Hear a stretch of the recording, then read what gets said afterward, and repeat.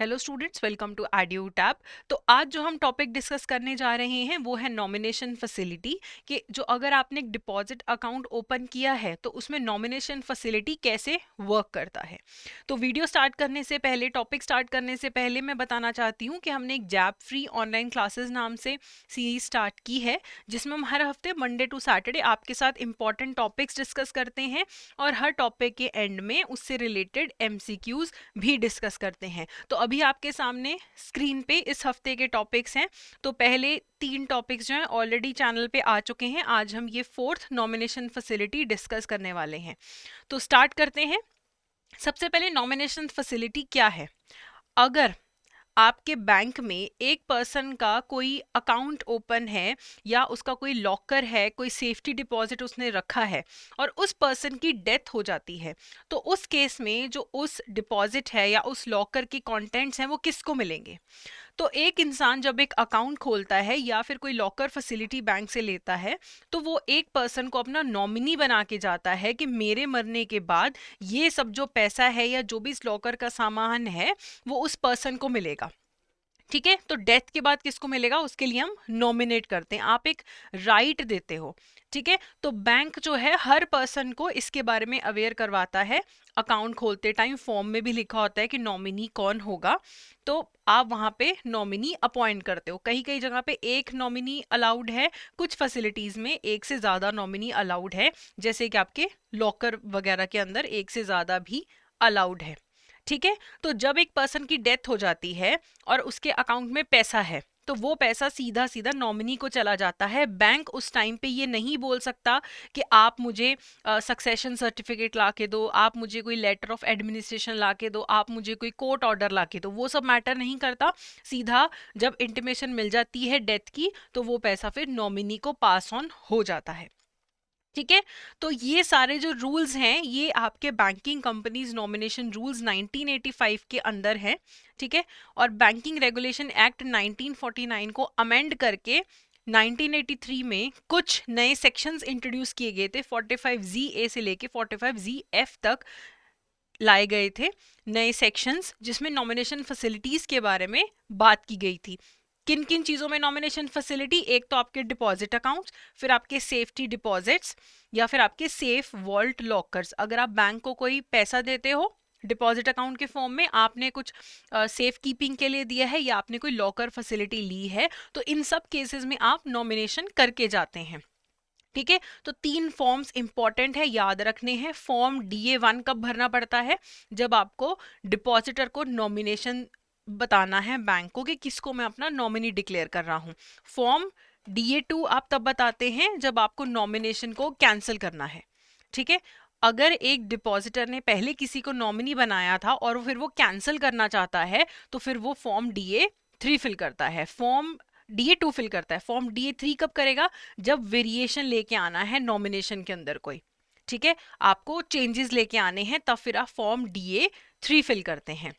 Okay, तो फिर एक और बात यहाँ पे इंपॉर्टेंट है कि अगर मेरा डिपॉजिट अकाउंट है, तो मैं वहां पे फॉर्म भरूंगी कि ठीक है ये मेरा नॉमिनी है। लेकिन अगर मैंने फिड्यूशरी कैपेसिटी में कोई अकाउंट होल्ड करती हूँ, एज ए रिप्रेजेंटेटिव करती हूँ, एज एन एजेंट करती हूँ, वहां पे मैं नॉमिनेट नहीं करूंगी। अगर मैं ट्रस्टी हूँ, है ना, और मेरा एक, मैं ट्रस्ट अकाउंट की ट्रस्टी हूँ या मैं एक HUF की करता हूँ, वहां पे मैं नॉमिनेट नहीं कर सकती हूँ, क्योंकि मैं फिड्यूशरी कैपेसिटी में वहां पे अकाउंट को होल्ड कर रही हूँ। सिर्फ एक सोल प्रोप्राइटरशिप फर्म ऐसा अकाउंट है जहां पे सोल प्रोप्राइटरशिप फर्म की तरफ से सोल प्रोप्राइटर एक नॉमिनी को लेके आ सकता है। ठीक है, बाकी कहीं पे भी ऐसा नहीं होता है कि कोई आपने फिड्यूशरी कैपेसिटी में कोई आप होल्ड कर रहे हो अकाउंट को और आप नॉमिनेट कर सको। मेरा अकाउंट है इंडिविजुअल का, मैं कर सकती हूँ। मेरा कोई जॉइंट अकाउंट है, मैं और जिसके साथ मैं अकाउंट होल्ड करती हूँ वो लोग नॉमिनेट कर सकते हैं। लेकिन अगर मैं एज एन एजेंट अकाउंट संभाल रही हूँ, तो मैं फिर नॉमिनेट नहीं कर सकती हूँ। ठीक है, अगर कोई माइनर है, डिपॉजिट माइनर होल्ड करता है, वो खुद से नॉमिनेट नहीं करेगा। जो लीगली कॉम्पिटेंट पर्सन है वो नॉमिनेट करेगा, जो हम आगे जाके अभी देखेंगे। ठीक है, तो फीचर्स क्या होते हैं नॉमिनेशन के। सबसे पहले, पैसा कब मिलेगा? जब सारे डिपॉजिटर्स की डेथ हो जाए। एक तो होता है इंडिविजुअल कि मेरा अकाउंट है, मेरी डेथ के बाद मेरे नॉमिनी को पैसा मिल जाएगा। मान लो 2 पर्सन है, ए और बी, इनका एक जॉइंट अकाउंट है, इन्होंने मिलके किसी सी को नॉमिनी बना दिया, तो ए और बी दोनों की डेथ होने के बाद सी को पैसा मिलेगा, पहले नहीं। ए मर गया तो बी के पास पैसा रहेगा, सी को तब नहीं मिलेगा। तो सबकी डेथ होने के बाद ही पैसा पास ऑन होता है, ठीक है। नॉमिनेशंस कब परमिटेड नहीं है? जब आप रिप्रेजेंटेटिव कैपेसिटी में होल्ड कर रहे हो अकाउंट को। जैसे कंपनी का अकाउंट डायरेक्टर अपनी कैपेसिटी में चला रहा है, किसी एसोसिएशन का सेक्रेटरी, किसी फर्म का पार्टनर, किसी एचयूएफ का कर्ता, ये लोग नॉमिनेट नहीं कर सकते क्योंकि ये फिड्यूशरी कैपेसिटी में होल्ड कर रहे हैं, इनका अपना अकाउंट नहीं है, ये रिप्रेजेंटेटिव कैपेसिटी में उन अकाउंट्स को होल्ड करते हैं, वो नॉमिनेट नहीं कर सकते हैं, ठीक है। अगर आप चाहते हैं कि कोई नॉमिनेट नहीं करना है, एक पर्सन अकेला है, उसका आगे पीछे दुनिया में कोई नहीं है, वो नॉमिनेट ही नहीं करना चाहता, या परिवार वालों से बनती नहीं कि ठीक है मर गया तो किसी को नहीं मिलेगा पैसा, अगर आप चाहो कि आप नहीं नॉमिनेट करना चाहते, वो भी अवेलेबल है। वो आपको नॉमिनेशन फॉर्म में बताना पड़ता है कि मैं किसी को भी नॉमिनेट नहीं कर रहा हूँ, ठीक है। उसके बाद मान लीजिए कोई टर्म डिपॉजिट है, कोई एफडी है, मैंने एक एफडी करवाई 5 साल के लिए, ठीक है, और मैंने किसी को नॉमिनी बना दिया। अब 5 साल बाद वो ऑटो रिन्यूअल में चलेगी, 5 साल बाद मैंने विड्रॉ नहीं किए पैसे, एफडी दोबारा से रिन्यू होगी, तो जो मेरा पुराना नॉमिनी है अगर मैं चेंज नहीं करती हूँ तो वही नॉमिनी रहेगा, मुझे हर रिन्यूअल पे दोबारा नॉमिनेट करने की जरूरत नहीं है, ठीक है। नॉमिनी एक इंडिविजुअल पर्सन ही हो सकता है, ओके। और अगर नॉमिनी माइनर है, मान लो मैं हूं और मैंने एक माइनर को अपना अकाउंट का नॉमिनी बना दिया कि अगर मेरी डेथ होगी तो इसको पैसे मिलेंगे, तो फिर वहां पे उस नॉमिनी के साथ साथ मुझे किसी और पर्सन को भी अपॉइंट करना पड़ेगा कि बाय चांस अगर वो अभी बच्चा 16 साल का है और मेरी डेथ हो जाती है, तो अभी तो वो मेजर हुआ नहीं है, तो उसके मेजर होने तक कौन ख्याल रखेगा डिपॉजिट्स का? तो मुझे उस नॉमिनी के साथ साथ माइनर के साथ किसी और को भी अपॉइंट करना पड़ेगा, ठीक है, कि जब तक वो मेजर नहीं हो जाता तब तक डिपॉजिट्स को देखने के लिए, ठीक है। डिपॉजिट अकाउंट चाहे इंडिविजुअल का हो चाहे जॉइंट अकाउंट हो, सिर्फ एक नॉमिनी अलाउड है, ठीक है। चाहे एक मेरा अकेले का अकाउंट है, मेरा और मेरा किसी के साथ जॉइंट अकाउंट है, तो भी मैं सिर्फ एक नॉमिनी ही असाइन कर सकती हूँ, ठीक है। जहां पे लॉकर फैसिलिटी ली है मैंने, जहां पे कोई सेफ कस्टडी मैंने ली है, वहां पे एक से ज्यादा मैं नॉमिनेट कर सकती हूँ। डिपॉजिट अकाउंट में एक से ज्यादा नॉमिनीज नहीं अलाउड है, लॉकर या सेफ कस्टडी में एक से ज्यादा नॉमिनीज अलाउड हैं, ठीक है। अगर मल्टीपल अकाउंट्स है मेरे, मेरा एक अकाउंट ए बी सी, मेरे 3 अकाउंट है, तो मुझे तीनों के लिए सेपरेटली नॉमिनी बताना पड़ेगा। ऐसा नहीं होगा कि ए का जो नॉमिनी है वो बाय डिफॉल्ट बी और सी का भी नॉमिनी हो जाएगा, हर एक का मुझे अलग से नॉमिनी बताना पड़ेगा, ठीक है। अब नॉमिनेट कौन कर सकता है? अगर एक इंडिविजुअल अकाउंट होल्डर है तो ऑब्वियसली वो खुद ही नॉमिनेट करेगा किसी को, उसकी तरफ से कोई नॉमिनेट नहीं करेगा, ओके। तो एक इंडिविजुअल अकाउंट होल्डर खुद ही नॉमिनेट करता है। अगर जॉइंट अकाउंट होल्डर हैं, अगर ये 4 लोगों का मिलके एक अकाउंट है, तो नॉमिनेशन फॉर्म में ये चारों के साइन होंगे, ये चारों मिलके बताएंगे कि ये पर्सन हमारा नॉमिनी होगा, एक पर्सन के साइन से बात नहीं बनेगी। अगर एक माइनर है, उसका अकाउंट है, जो ऑपरेट उसका गार्डियन करता है, तो नॉमिनेट कौन करेगा? गार्डियन ही करेगा, माइनर नहीं करेगा नॉमिनेट, ठीक है। उसके बाद अगर एक माइनर अकाउंट है, ऑपरेट भी माइनर ही कर रहा है, खुद ही ऑपरेट कर रहा है माइनर, तो फिर या तो उसका गार्डियन या फिर जो पर्सन लॉफुली एंटाइटल्ड है, हो सकता है उसका गार्डियन हो, कोर्ट अपॉइंटेड हो, या पेरेंट्स हो, या कोई लीगल एज का बंदा है, वही नॉमिनेट कर सकता है। किसी भी सिचुएशन में माइनर नॉमिनेट नहीं करेगा, माइनर नॉमिनी बन सकता है।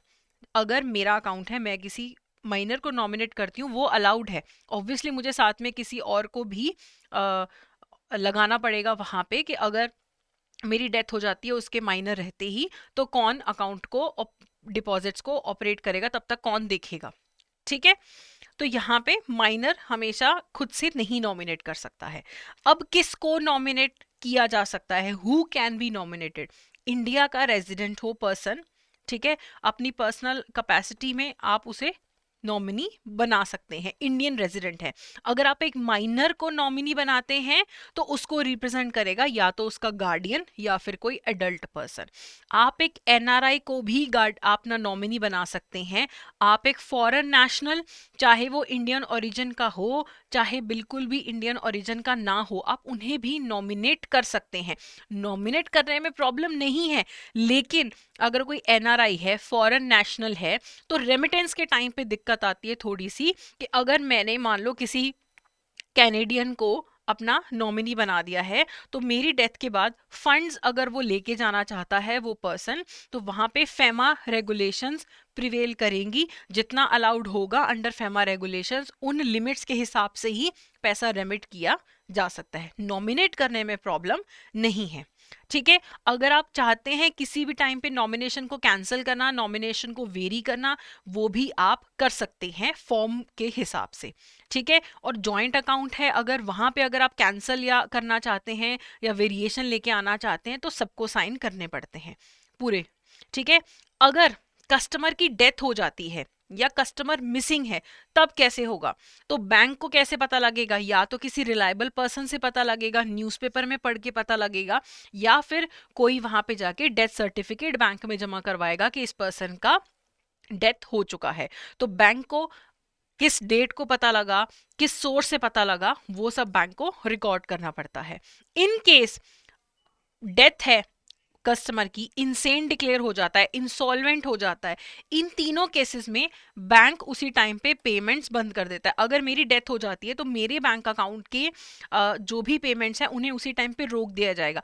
चाहे मैंने मरने से पहले चेक लिखा था तो भी उस चेक की पेमेंट को रोक दिया जाएगा, कोई भी पेमेंट मेरे अकाउंट से नहीं जाएगी, ठीक है। अगर कोई मिसिंग हो जाता है कस्टमर, बैंक अकाउंट जिसके नाम पे है, डिपॉजिटर अगर मिसिंग हो जाता है, तो उस केस में भी बैंक के पास प्रॉपर पॉलिसीज होनी चाहिए कि अगर मिसिंग पर्सन है तो हम क्या प्रोसीजर फॉलो करेंगे।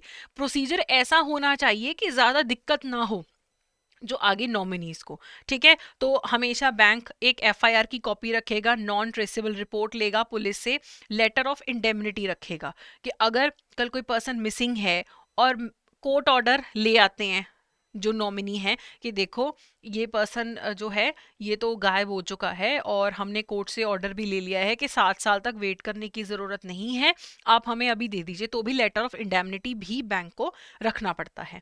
तो ये सारी चीज़ें जो होती हैं मिसिंग रिपोर्ट वाली, ये सब किस एक्ट के अंडर चलता है? इंडियन एविडेंस एक्ट 1872 के अंदर सारी कार्रवाई होती है। नॉर्मली अगर एक पर्सन की डेथ रिपोर्ट होती, मिसिंग रिपोर्ट फाइल होती है कि ये पर्सन मिसिंग है, तो उसके 7 साल तक, अगर अगले 7 साल तक वो बंदा वापस नहीं आता है मिसिंग रिपोर्ट फाइल करने के बाद, तो उसे डेड प्रिज्यूम कर लिया जाता है।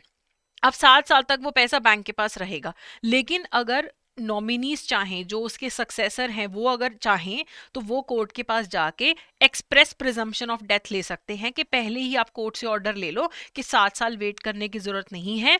कोर्ट ऑर्डर कर देगा कि we presume that person to be dead, और ये जो ऑर्डर है ये फिर बैंक के पास ले जाके डिपॉजिट्स निकाले जा सकते हैं। अगर तो वो पर्सन नॉमिनी दे के गया था तब तो ठीक है, नॉमिनी को पैसा मिलेगा। अगर नॉमिनी नहीं है तो फिर वो सक्सेशन की लेटर्स, कोर्ट ऑर्डर्स, वो सब आपको बैंक को जमा करवाने पड़ते हैं, ठीक है।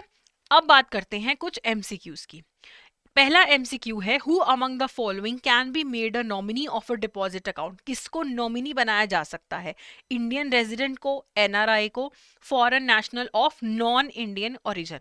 तो हमने डिस्कस किया है इनमें से किसी को भी आप नॉमिनी बना सकते हैं। प्रॉब्लम आती है यहाँ पे कि इन अकाउंट्स में फेमा के रूल्स लगते हैं, पैसा रेमिट करते हुए, विड्रॉ करते हुए लेके जाना है अगर, तो सबको हम ऑल ऑफ द अबव, इन सबको हम नॉमिनी बना सकते हैं डिपॉजिट अकाउंट में। Specially, formats have been prescribed for nomination for deposits with bank. Which form deals with the cancel of nomination? तो हमने नॉमिनेशन के लिए हमारे पास फॉर्म थे। अगर आपको नॉमिनेशन को कैंसिल करना है तो उसके लिए कौन सा फॉर्म है? DA1, DT2, DA2, DT3। तो कैंसलेशन के लिए हमारे पास है DA2, ठीक है। जब नॉमिनेशन करना है DA1, कैंसिल करना है DA2, वेरिएशन करना है DA3, ओके। अब है, which of the following statement is correct regarding nomination facility of a bank account? Minor account operated by a minor can have nomination filled by the minor. तो correct पूछा है, तो बोल रहे माइनर अकाउंट अगर minor खुद से operate कर रहा है तो वो नॉमिनेशन भी खुद से फाइल कर सकता है। दूसरा, a minor can not be the nominee of deposit account. Minor nominee नहीं हो सकता है, ये वाला स्टेटमेंट गलत है। माइनर नॉमिनी हो सकता है लेकिन साथ में किसी और पर्सन को भी अपॉइंट करना पड़ता है, तो ये वाला स्टेटमेंट गलत है। ऊपर वाला भी गलत है, माइनर किसी भी सिचुएशन में खुद से नॉमिनेट नहीं कर सकता है, या तो उसका गार्डियन करेगा सिचुएशन में या फिर कोई लीगली अपॉइंटेड पर्सन करेगा। ठीक है, nominee can be permitted to become the depositor of the account. Nominee क्या किसी भी सिचुएशन में खुद डिपॉजिटर बन सकता है? नहीं बन सकता है। जो नॉमिनी होता है उसको पर्सन की डेथ के बाद पैसा दे दिया जाता है, उसे कभी भी उस अकाउंट का डिपॉजिटर बनने नहीं दिया जाता है। अगर मेरी डेथ हो जाती है तो मेरे नॉमिनी को वो पैसा दे दिया जाएगा जो अकाउंट में पड़ा है, लेकिन उसे उस अकाउंट का डिपॉजिटर नहीं बनाया जाएगा, क्योंकि डिपॉजिटर तो मैं थी। ठीक है, तो ऐसा अलाउड नहीं होता है। आखिरी है, no loan can be granted to a nominee against the deposit of the deceased depositor. अगर मेरी डेथ हो जाती है, ठीक है, और मैंने पर्सन ए को अपना नॉमिनी बनाया था, मेरी डेथ के बाद क्या वो मेरे डिपॉजिट अकाउंट के अगेंस्ट लोन ले सकता है? नहीं ले सकता है, उसको सीधा चुपचाप पैसा दिया जाता है, अकाउंट से कुछ नहीं करने दिया जाता उसको। ठीक है, तो इस केस में भी वो मेरे पैसे को यूज करके लोन नहीं ले सकता है। तो ये वाला स्टेटमेंट बिल्कुल सही है, no loan can be granted to a nominee against the deposit of the deceased depositor. तो यहाँ पे आंसर क्या हो गया? डी। अब हम एक होमवर्क क्वेश्चन है जिसका आपको आंसर मुझे कमेंट सेक्शन में देना है। Nomination facility is provided by the banks for. Nomination facility किस चीज के लिए प्रोवाइड की जाती है? Deposit accounts, safe deposits, safe vault lockers. तो हमें किस किस चीज के लिए नॉमिनेशन फैसिलिटी प्रोवाइड की जाती है? क्या इनके लिए या फिर तीनों के लिए प्रोवाइड की जाती है? इसका आंसर आप मुझे कमेंट सेक्शन में दीजिए। तो ये था आपका topic, nomination facility. Thank you so much.